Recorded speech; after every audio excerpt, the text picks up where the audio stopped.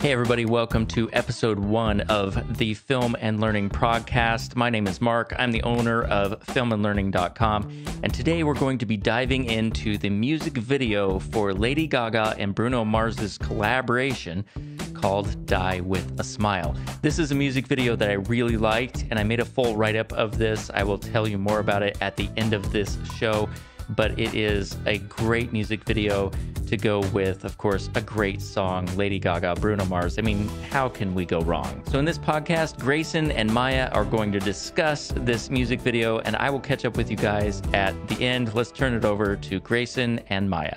All right, so you know how much we love to dig into some really fascinating stuff, right?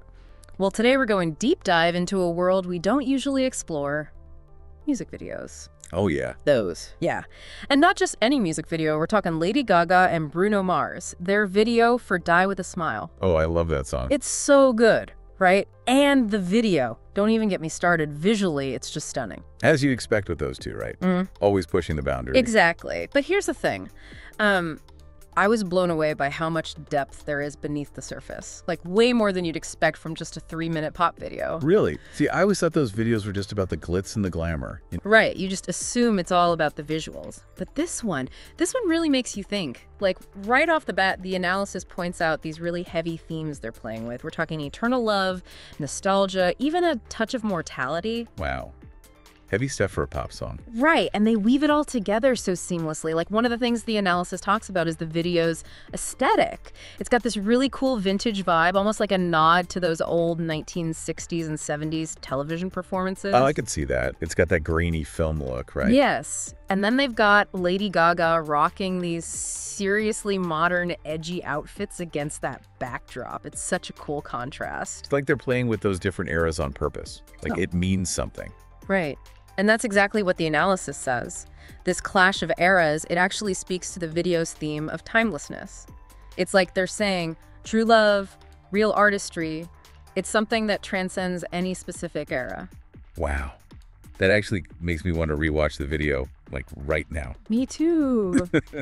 It's crazy how much we miss on the first watch. Like, the directors are working with this whole other language to tell this story. Totally. They've only got a few minutes to get the message across, so every little detail has to count. Exactly. And speaking of how they tell the story, there's this whole thing about a non-linear narrative, which, to be honest, sounded kind of intimidating at first. Oh, I hate when they use big words like that. What is it? So basically, instead of the video following a straight beginning, middle, and end, it jumps back and forth in time. Interesting. Why would they do that? That's just it. It's not random. The analysis compares it to the way our memories work. Like, they're not always linear, right? It's more like these fragmented moments all tied together by emotions. Oh, I see. So it's like we're experiencing the story through their memories. Exactly. And that's where all those choices the director makes, what to show, how to show it, when they all become even more important because they're trying to evoke these specific feelings and memories. It's like they're playing with our emotions. Totally. And they do it so well. Like, the analysis talks about the cinematography, all those soft, warm lights, the slow, deliberate camera movements. It's like you're stepping back in time with them. It's so dreamy and romantic. I love that. Right. And even the editing plays into it. There are these really interesting quick cuts and close-ups, but it never feels jarring. They somehow manage to make it all flow together with the overall nostalgic vibe. Sounds like they really thought of everything. They really did. Oh, and there's this one shot in particular that the analysis calls out. I have to admit, I totally missed it on my first watch. Oh, really? Yeah. I'm curious now. What is it? Well, it's less about the shot itself and more about... Oh, lighting. How did you? You're good. Yes, the lighting. It's the scene where Gaga and Mars are lit from opposite sides of the screen. They go deep into how that one detail, it just creates this really cool visual contrast. And it's not just the lighting either. You know, the whole color palette of the video is so striking. Oh, yeah, totally.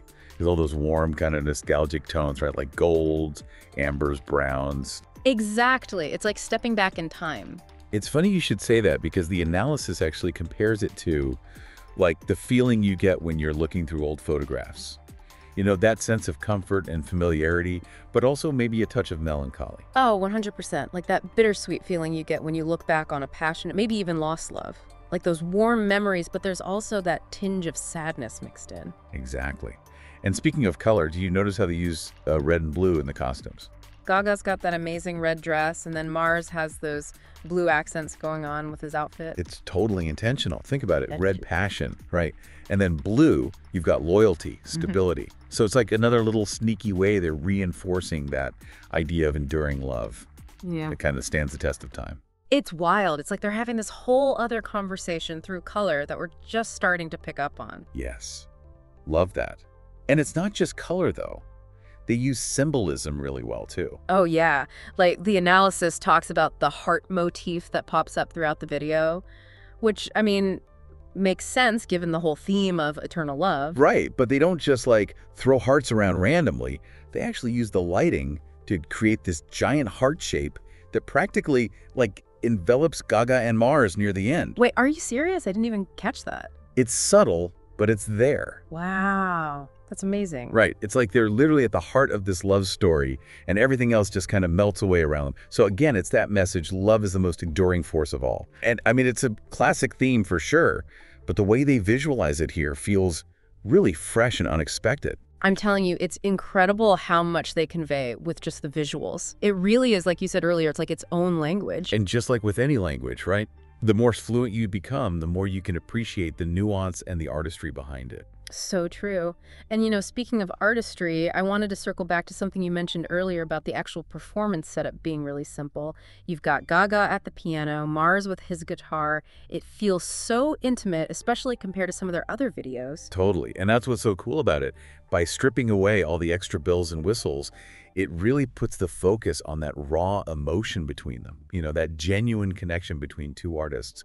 I think it's super powerful. It makes you feel like you're getting a glimpse into something really, really special.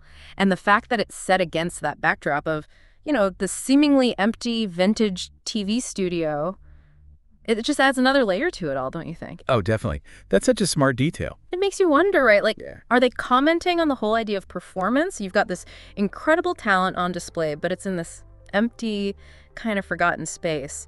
Makes you think about how quickly fame can fade, especially these days. Oh, totally. It's like what really lasts. And that's actually something the analysis touches on, you know, this tension between like enduring artistry and how short our attention spans are these days. Makes you think about your own relationship with music, huh? Like, am I just chasing the latest hits, or am I really looking for something with, you know, staying power?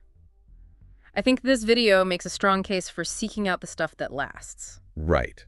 And that's what makes this video so great. It works on so many levels. It's fun to watch. Visually, it's stunning. But it also leaves you thinking about some big stuff.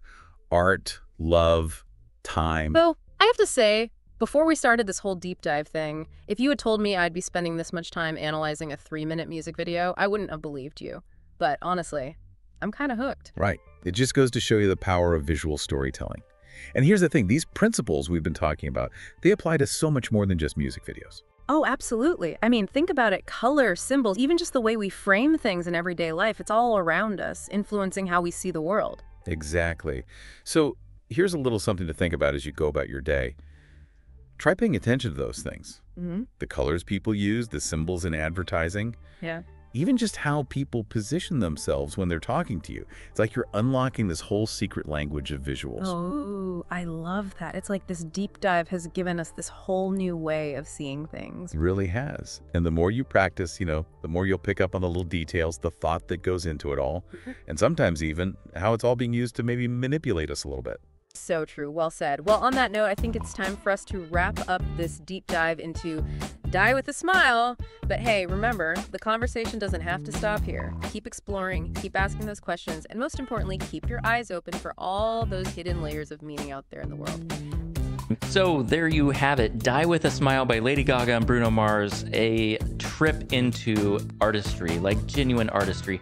If you want to read my article about this in more detail, see the shots that we discussed in this podcast, go ahead over to filmandlearning.com, and I have put the notes for that in the show notes here. Thanks for hanging out with us here at Film and Learning, and we look forward to meeting you in the next episode. Until next time.